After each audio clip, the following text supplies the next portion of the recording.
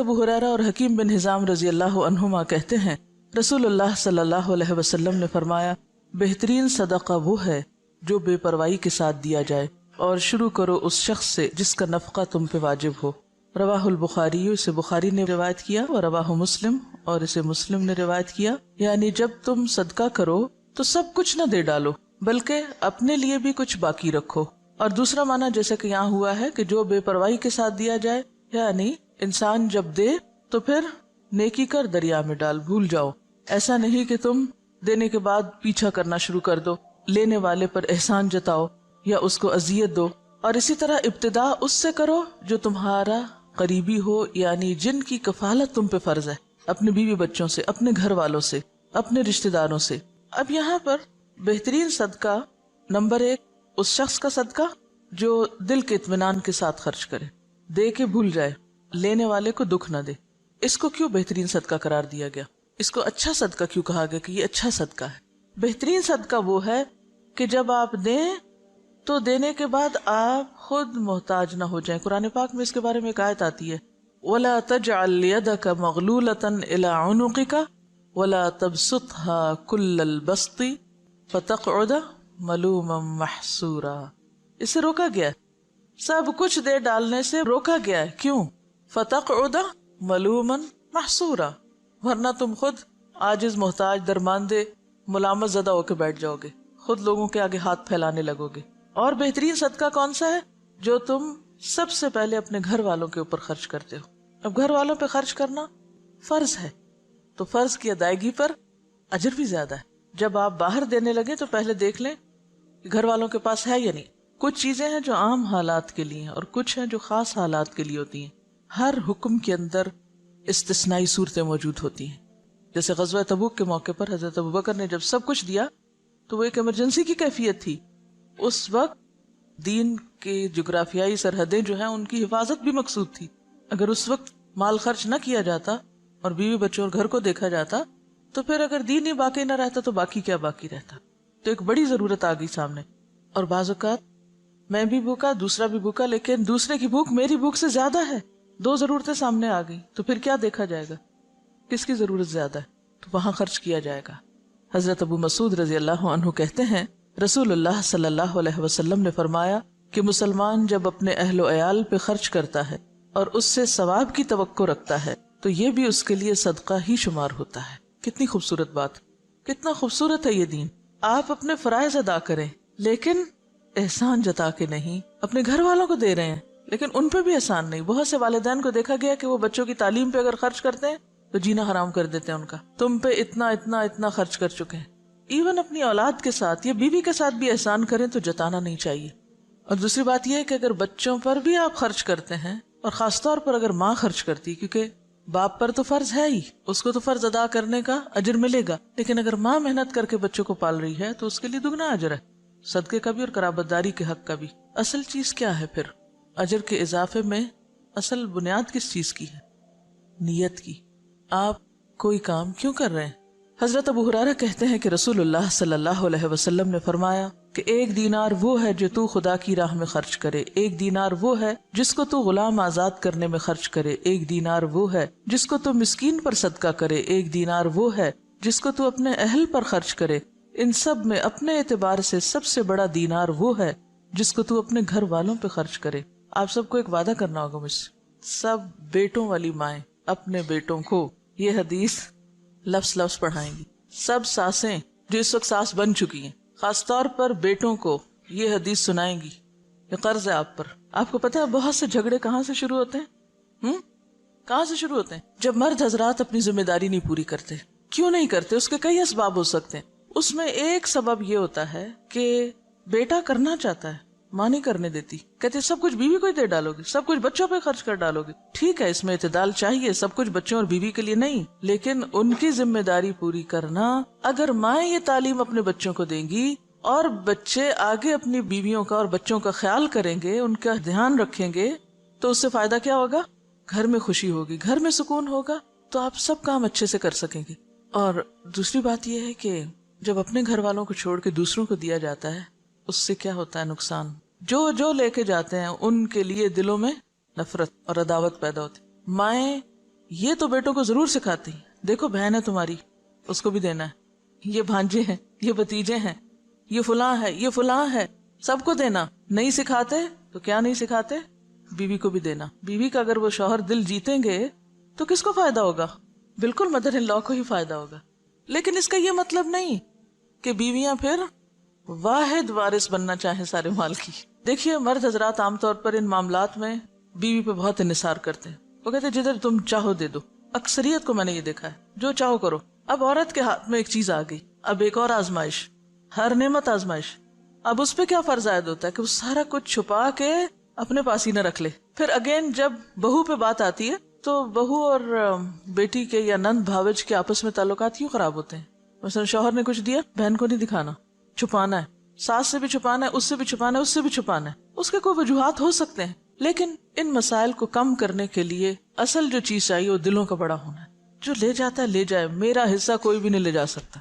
میں نے انشور کرایا ہوا ہے، کوئی نہیں لے جا سکتا میرا. جو میرے حصے میں وہ آئے گا، اور اگر اللہ ہی نے نہیں لکھا میرے حصے میں، کسی کو دینے کی توفیق نہیں ہوگی، چاہے میں ٹکرے مار کے مروں، نہیں مل سکتا، لکھا ہی نہیں میری قسمت میں. تو اس لیے ان معاملات میں تھوڑی بے پرواہی کی بھی ضرورت، تھوڑی نہیں بلکہ بہت، دلوں کی وسعت کی بھی ضرورت ہے. شوہر رازق نہیں ہوتے، رازق کون ہے؟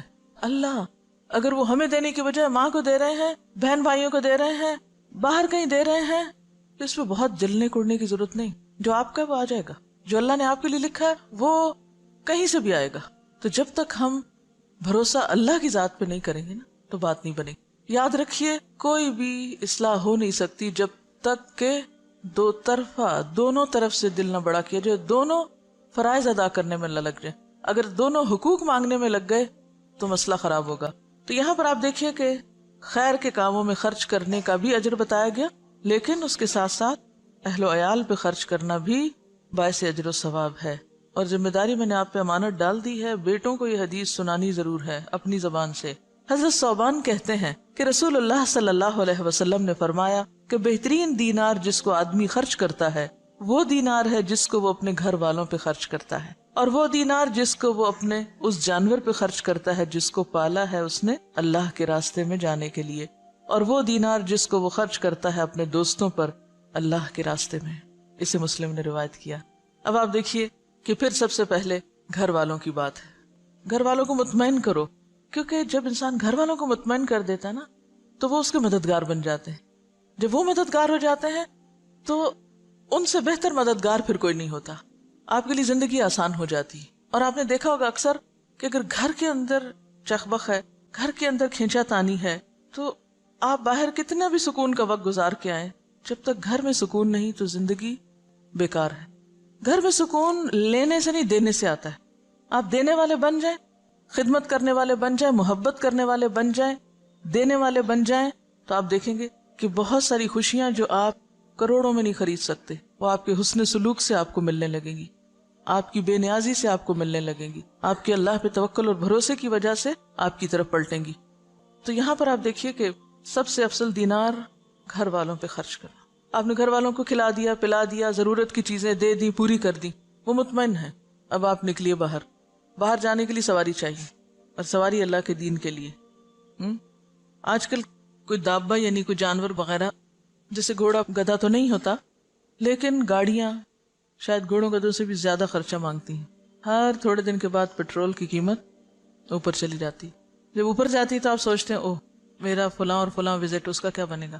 پہلا خیال یہ نہیں آتا گھر کے کاموں کا کیا، پہلا یہ آتا اوہ اب تو شاید میں پڑھنے نہ جا سکوں، اب تو شاید میں فلاں جگہ درس پہ نہ جا سکوں، پیٹرول بہت مہنگا ہو گیا.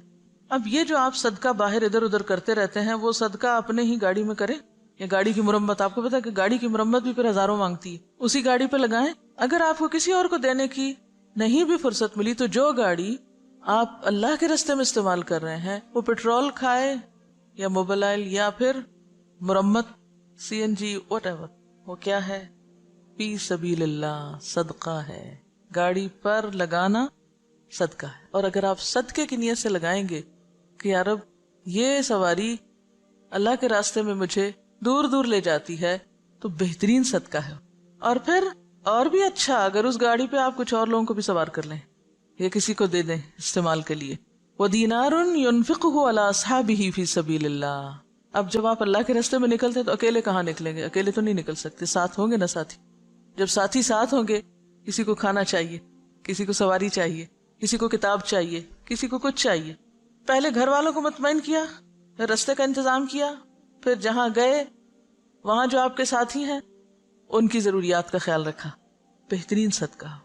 آپ کو حدیث یاد ہے جس میں آتا ہے کہ بندوں کی محبت اگر چاہیے تو کیا کرو؟ جو کچھ بندوں کے ہاتھ میں ہے اس سے بے نیاز ہو جائے. بندے تم سے محبت کرنے لگیں گے، اور جب تک تم بندوں کے ہاتھ کی چیز کے پیچھے پڑے رہو گے محبت نہیں ملے گی ان سے. اور ونس وہ محبت کرنے لگ جائیں تو پھر آپ دیکھیں ان سے آپ کچھ بھی کروا سکتے ہیں، پھر مشکل نہیں ہوگا. ہم گھر والوں سے کھینچا تانی جب رکھتے ہیں تو نتیجتاً نہ وہ ہماری مانتے نہ ہم ان کی مانتے ہیں. تو گھروں کی کشمکش دور کرنا ضروری ہے، اور اس کے لیے مال اہم کردار ادا کرتا ہے. جو دینے والے نہیں ان کو دے کر سکھائیں. بعض لوگوں کو دینا آتا ہی نہیں، سیکھا ہی نہیں، بچپن سے ہی بخل پہ ٹریننگ ہے. اور سب سے بڑی بات ہی نا کہ اگر ماں باپ صرف یہ چند حدیثیں بھی بچوں کو سکھا دیں، بچپن میں ہی ذہن میں ڈال دیں، تو آپ دیکھیں گے کہ بڑے ہو کر وہ دل اتنے تنگ نہیں رہیں گے.